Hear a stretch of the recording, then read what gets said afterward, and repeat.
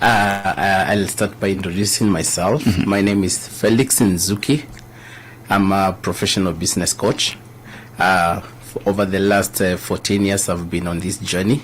I started 4 years as an engineer, 10 years in telecommunication as a business leader. I now converted to training business leaders. All right. Yes. Okay, now this morning on the discussion we're having about business resilience and sustainability, would you please expound more on this topic? What is resilience and what is sustainability when it comes to business? And just to cut you short a little, before Felix takes it up, Frank, yes, the reports on the media just recently were saying that 6 out of 10 businesses are failing. Yes, yeah. And no wonder this conversation, because we want to find out how is it that 6 out of 10 would fail? Like, what are we doing or not doing that we should actually be doing? Yes. So that, to try and change these numbers, because it's really unfortunate. Yeah. That 10 people would set up a business. Yes, but 6 would but go only down. 4 would succeed. Yes. Yet 6 are failing. So why so? That's part of what we want to find out today, Felix. And so maybe you can go straight to what Frank was asking. Yes. As we define resilience, let's start by understanding the philosophy of a business. All right. Now, every business exists, number one, to create, communicate, and deliver value. All right. To a target market at a profit. Now, these are 3 functions and 2 outcomes. Now, the outcomes is, number one, deliver value. Second, at a profit. Now, when these 2 outcomes are not met, then there is a problem. The business is not resilient, and the business cannot be sustainable. We say it's no longer a going concern. Right. It's no longer viable to remain as an organization, because they are not able to achieve these 2 outcomes, which are extremely important for every business. Yes. Must it be the 2? You said delivering value and profits. Yes. Can it be one? Can I have value but no profit, or vice versa? Profit is an impact after delivering value. All right. Okay. Now, when we say create, communicate, and deliver, on creating value, this is what we call product management. Okay. On communicating value, this is what we commonly call brand management. And then on delivering value is what we call customer management. I think you will have to take it again. This class, you cannot just after a notebook. Okay, please take it again. 3 fundamental functions of every business. Right. Number one, to create, to communicate, and to deliver value. All right. And this value is being delivered to a target market. All right. And after you deliver this value to that target market, the expectation is that you're going to get profit. So in creating value, you're going to do what we call product management. Right. In communicating value, you will be doing what we call brand management. And then in delivery of that value, you're doing what is called customer management. Okay. Now, the success or the extent to which you do these 3 functions will define or determine whether the business is a going concern, whether it's a viable business, or it's no longer a going concern. And this is the reason we are here today. All right. Because now the opposite is happening a lot. Sharon has just said 6 out of 10 will not deliver value, or will not deliver that value at a profit. So this is why we must be having these conversations with our fellow entrepreneurs and with our fellow business leaders to really understand what are the fundamentals which determine business resilience. What are the fundamentals which determine sustainability of a business? All right. Because something must be fundamentally wrong on the basis of forming an organization for it to go against the expectations.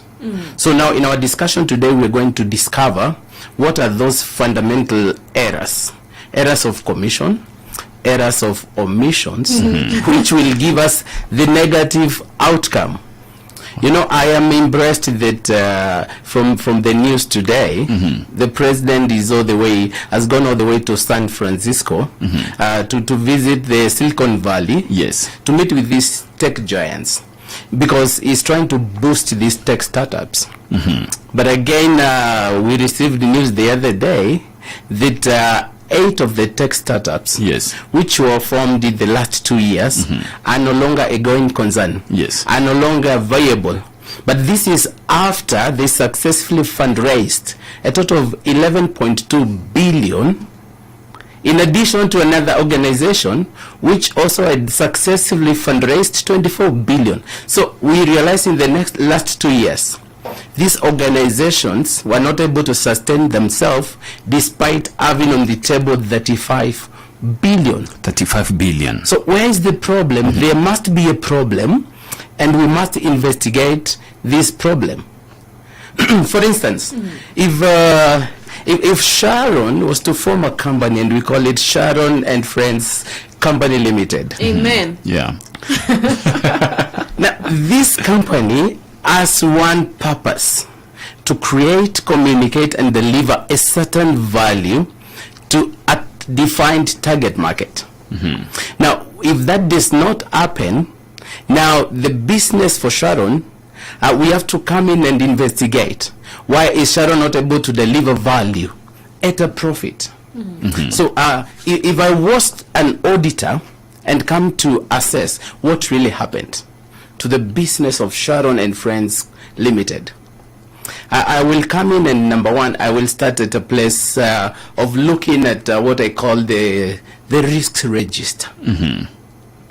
And from the risk register, I want to find out 4 things, because we will appreciate in a business, risk will happen in 4 dimensions. The first one is what we call a strategic risk. The second type of risk, which we need to appreciate, is called the operational risks. Then there is financial risks. And the fourth one is compliance or regulatory risks. So when I look and take the books of Sharon and Friends Limited, number one, I want to understand at the strategic level, there are some decisions which are made by directors, and these decisions are concerning the objectives of the organizations. Now, these decisions are the ones which, number one, can be too risky to lead to the organization to its collapse. I will give you a few examples. For example, you may say now your company is going to launch a certain product. So you want to launch a new product into the market. Now, in this case, we are talking about tech startups. So it's a technology-related product. Let's say delivery doing deliveries using a technology. We have seen some people doing deliveries using drones. But now what happens, immediately you conceptualize the decision, and you see it is good, you do a market survey, you're able to do very good financial forecast, and you're able to stand before financiers and confidently assure them this is a good business you can invest in. At that level, you're going to go through because they're going to invest. So what happens 1 year after now you're running this good business? We begin to realize that this technology had not gone through the cycle of testing. So this technology has not matured. So always we say technology is uncertain.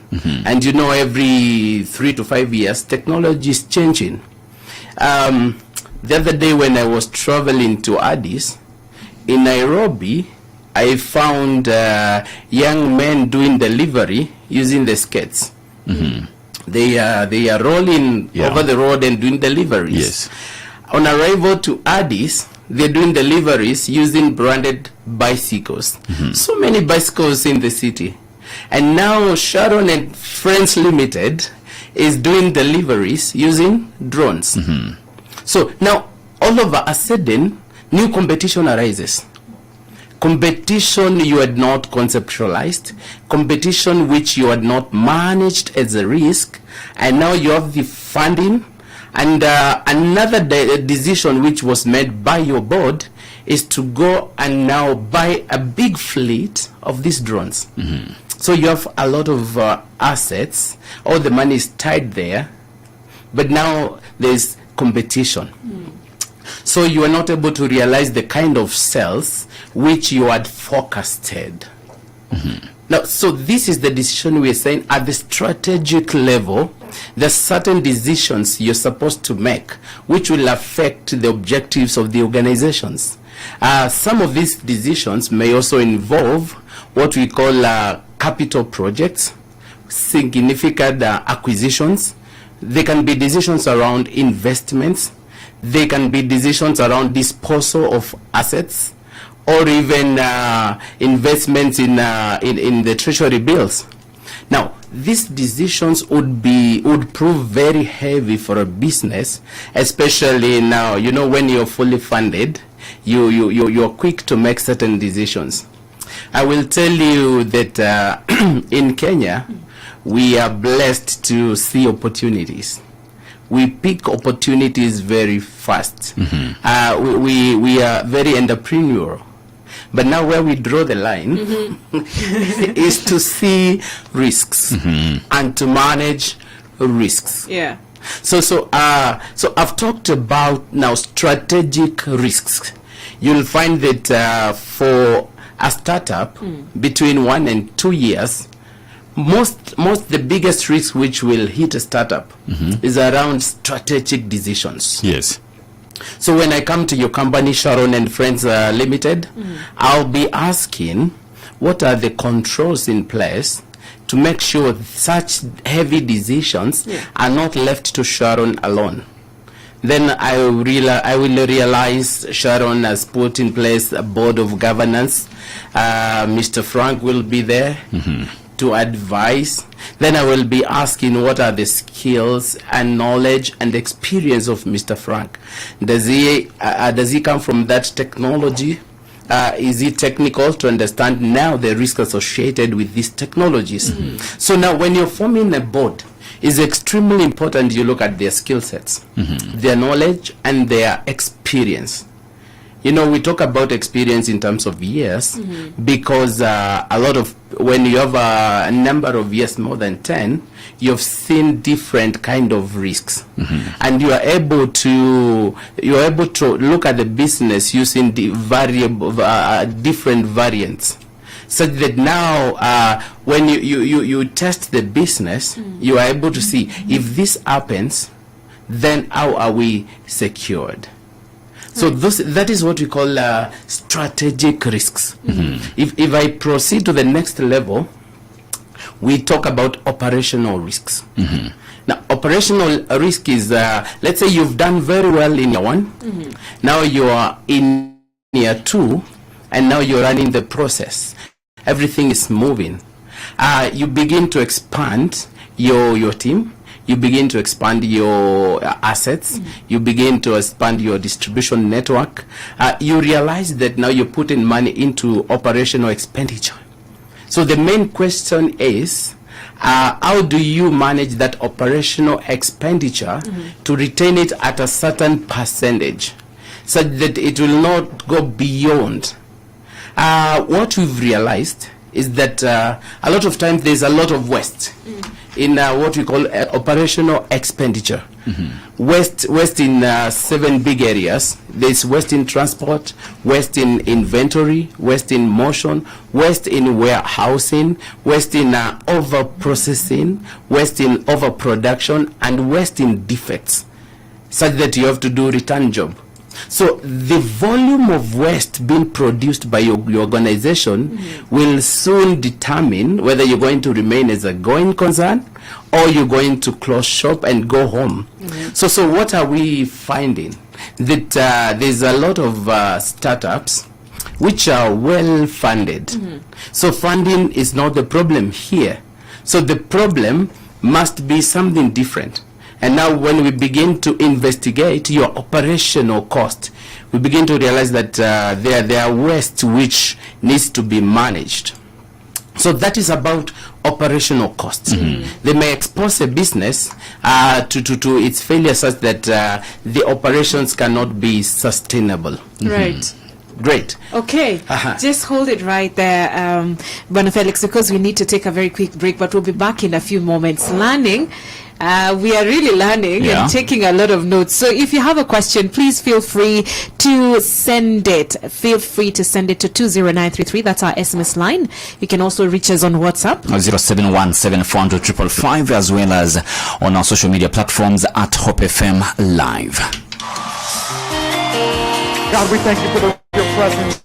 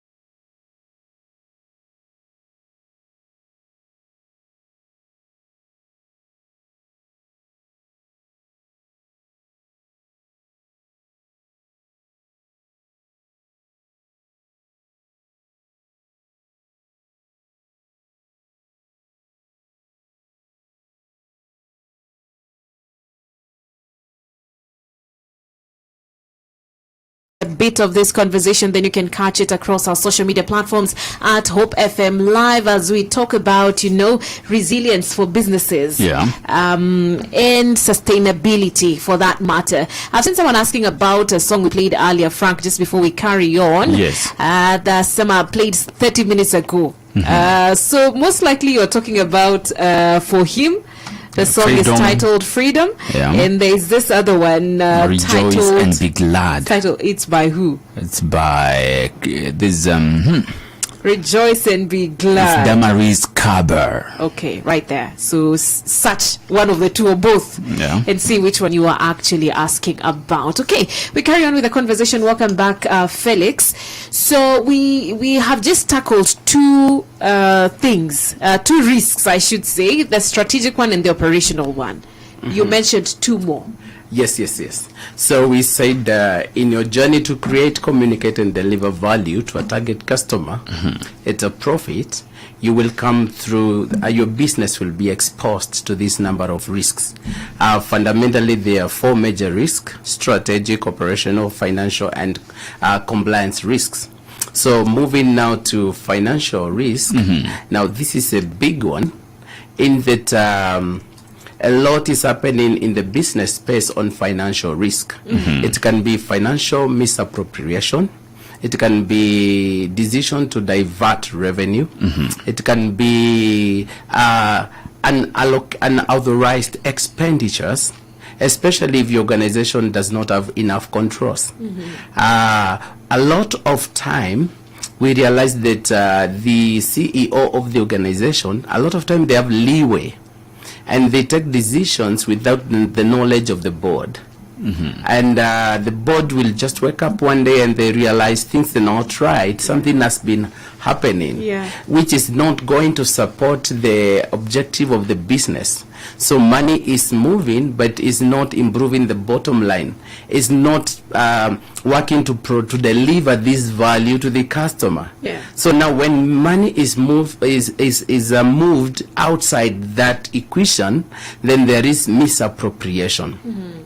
That happens at the level mostly of the CEO because they have the power and they have the authority. And again, they have the temptation because they have just done fundraising. Of course, they put a lot of effort. And so they reward themselves by going to Bahamas. Yes, they're trying to reward themselves. Having done a lot of work and succeeded, now they forgot, now this is when work should have begun to look at the controls. So you realize now we are not performing very well at delivering value to the customer, because now there's diversion of revenue.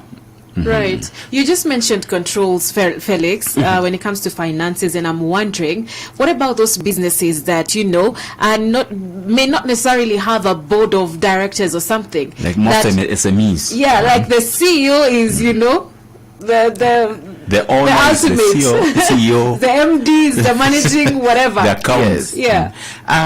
It's more about remaining true and having fidelity to the calling of the business, because now the business is the one which employs everybody. It employs the owner and it employs the team, and it provides value to the customer. So if you remain true to your own business, you can now manage yourself, control yourself, but where possible, put a system and people to control you. So subject yourself as one of the staff to the business, because that is the language the business understands. Anything besides that will weaken the business, and very soon we'll be talking about now collapse of the business. We'll be talking about losses, receivership, mergers, acquisitions, things like that. Because so when financial risks are left long enough, they materialize. And and then they present a problem whereby we can no longer finance the business, we can no longer pay the suppliers, we can no longer pay the staff, and things like demotivations begin to come in. Yeah. So financial risk is one of the biggest. It has hit a lot of startups. It has hit a lot of SMEs. When I was reading the newspaper, when they were reporting about the 35 billion, you will find that a lot of these organizations, the founders are saying we are collapsing because there was a funding drought. They stopped bringing more money. Yes, yeah. Now, bringing more money into an organization which is mismanaged will not improve things, the situation in the business. Yeah. They're just bringing more money so that we can misappropriate. So whether money is more, whether money is little, is not the issue. The issue is there is a fundamental issue you're breaking, a fundamental principle which you're breaking, then the business must react. So financial drought is not a reason enough for closure of business. Because when you get seed capital, you're supposed to develop enough value and recycle some of that revenue to continue scaling up the business. So to a point where we can say the business is self-sustaining. All right. So funding a business cannot continue forever. Right. That is normally an initial phase to get you moving. Yes. And then go and build value by delivering value. Absolutely. Yes. So the last risk is what we call compliance risk. Compliance risk is extremely important in that your business is sitting on a risk. Let's say safety risk, safety issues, regulatory issues. If you don't comply with the statutory requirements of the government, they can walk in any day and close your business. So that impacts on your business. If something happens in your business like an accident, then it also takes you miles back. So our compliance is a big framework where we look at different areas. What are the best practices in your industry which you need to comply? What are the regulatory and statutory controls which you need to comply? A lot of businesses are going for ISO certification, industry certifications. So these are meant to safeguard the business, so the business should continue as a going concern. So that is about now the risk. All right. Right. Which now will move us to what do we do about the risk. All right. Thank you. Just hold it right there. George Gishuru is in studio to let us into the latest in the business world. After that, we'll be back with Felix. So don't go away. Please stay with us. The Business Line. It's just business. Good morning. The edition of the East Africa Regional Tourism Expo, slated for November this year, will be held in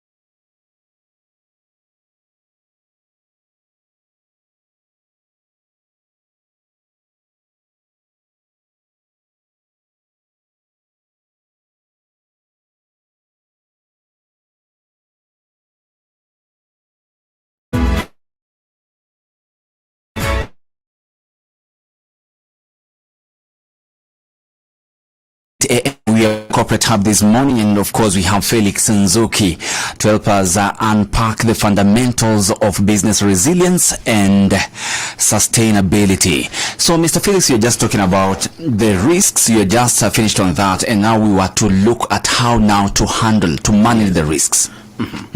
So this happens at the beginning stage, right? When you decide to set up a business, at the strategic planning stage, there's an exercise called risk management, risk planning, which has 3 dimensions. The first dimension is what we call identifying the risks. Right. What are the possible risks related to my business? Whether technological, whether economical, whether political, whether social, whether legal, how will these affect? Because they are both external and internal risk. So you must be able to identify and document as many risks as you can imagine related to your business. For those who have been in business for more than 5 years, they will have the advantage of even documenting much more risk.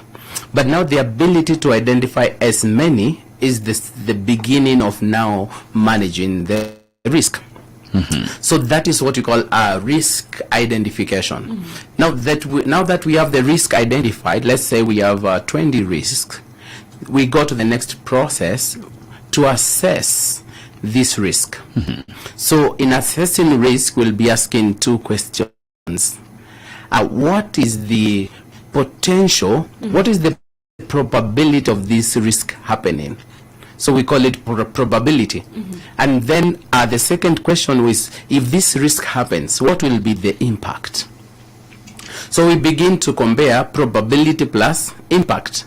So a risk which is highly likely to materialize, and if it happens, what will be the consequences? How will this affect my business? So we give it a rating. Normally we use a rating between 1 to 5 on both sides. On the horizontal, 1 to 5. On the vertical, 1 to 5. So you multiply 5 times 5 is 25. So your risk matrix, you're measuring between 0 to 25. So any risk where the product of probability and impact is more than 16, that is 16 to 25, we put it on the red color.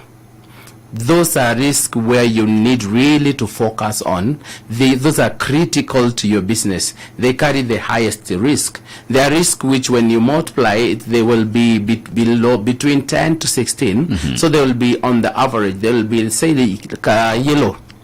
Then below that, there are risks which are very low. That one is between 0 to 10. You put them green. There's still a risk to be considered, but now you are fully aware. You've given them what we call an assessment and come up with a risk rating using the risk matrix. So risk matrix is a good tool to help us now rate every particular risk. So now you have the rating, you know, I'm sitting on a risk which is 20 at the rating. Then you go to the next level, which is called risk mitigation and risk management. So what are the controls I'm going to put in place to make sure this risk, which has very high probability of happening, and if it happens, it has very high impact, the consequences will be detrimental, then what are the controls I'm going to put in place? So if it is technological risk, am I going to put people who will be doing research and development on continuous basis? If it's a financial risk, we have seen the issues about inflation. We have seen the fluctuation of the currency, which really hits a lot of business who are involved in export-import business. How are you going to control? Of course, there is the control for every single risk. If your risk is around the operational issues, what systems am I going to put in my business? A lot of people are adopting what they call lean management, Lean Six Sigma. These are models just to make sure you're measuring the performance, the efficiency of your operations. So we come into place and we begin now to see what controls must you put in place. You just to cut you short, Felix, you've talked about the types of risks and what you expect, perhaps what you'll do to mitigate, what you can do earlier when you predict them. But now, what of the unknown risks? We have things that happen that we don't know, that we didn't prepare for. They just happen. How does one handle that? A lot of times we also plan for the unknown. Yes.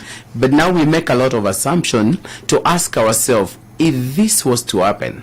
Now that comes at the identification where you make a lot of assumptions and you try to brainstorm, because now we are saying with the advantage of having 10 years in the industry, you've seen quite a lot of risk materializing. You can almost cover all of them, around 90% if you do a good job. It's better if you're working with a team to brainstorm, such that now you spend quality time on the risk register, identifying every possible risk.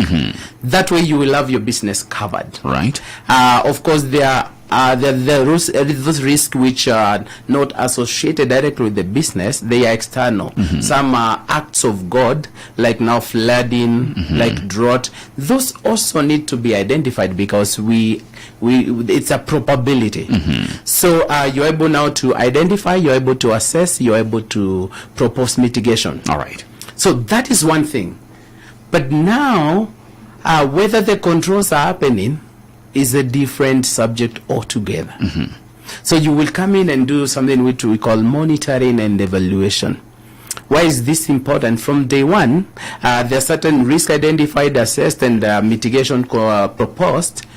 Then you need to measure, you need to monitor, you need to take verifiable data to ascertain whether what was put in paper is actually what is happening on the ground. You know, we live in a country where we say qua ground. Yeah. It's any different. And that is what is killing businesses. Right. You present very good papers to the investor, and they can see all that work has gone into place. You have a good strategy, you have a good risk register, but now qua ground. at the end of it, at the end of one or 2 years, you're struggling. The business is having challenges. Why? Because now at the implementation stage is now where we are trying to cheat the system. It's where we are cutting corners, and people get comfortable the moment they receive the funding. They loosen the controls. A lot of time they imagine it will not materialize. So they will rise up a bit too late when now they are already on the red. So the function of monitoring and evaluation is extremely critical. The fact of the matter is we don't have a lot of SMEs doing monitoring and evaluation. Even big corporations, they dedicate this to a certain resource. And again, the resource may not carry the level of ownership like the founder of the business. So now that aspect of monitoring and evaluation is a subject we want to go deeper and ask ourselves, how do you develop a monitoring and evaluation framework? To what extent can you automate your business such that you reduce human errors and human interferences? And this way we are going to secure our SMEs. All right. Thank you, Felix. We have one here, Charles, saying this is a very helpful conversation. He has already learnt from the very beginning, but he has a question. How exactly would you define a startup? A startup is a new business which is trying to launch a new product into the market. They may not have the benefit of experience in terms of time. So it's a new business ecosystem you're trying to start. All right. That is a startup. Probably wondering about the length. Like, for how long can I be a startup? For 2 years, for 3 years? Will I still keep saying I'm a startup? I'll give it 5 years. Right. If you're fast enough, 5 years is enough to collect some experience and try to do things in the best way possible. 5 years. Okay. All right. There's a brother here on Facebook who said that the conversation has been impactful to him in that he has realized, because he just recently closed his business, that he's failed. It was a failure on him in terms of operations. Yes, that is what we call operational inefficiencies, whereby you find, for example, your payroll is too bloated, you're running very high operational expenses, which will not guarantee you a profit. So you're funding things are happening, you're too busy, but you're not making money. When you look at the cash box, there is nothing, but you're very busy every day. But there is hope, right? Even though he closed, he can... You need, number one, to get some skills, to get some training, and that will help him. By the time he's bouncing back, he will do it in a more controlled manner. All right. Yes. Thank you, Felix. Because our time is pretty much well spent, in a statement or two, in a minute, how do we wrap up this conversation for today? I want to say that this aspect called strategic planning cannot be underrated. A lot of SMEs, they don't do strategic planning. And when they do it, it might not be effective when it comes to risk analysis. So I want to encourage that when it comes to strategic planning, we spend quality time on risk analysis and risk management. And it's very important to put in place monitoring and evaluation framework to make sure we are delivering the promise. And the business becomes more important than the people. Thank you.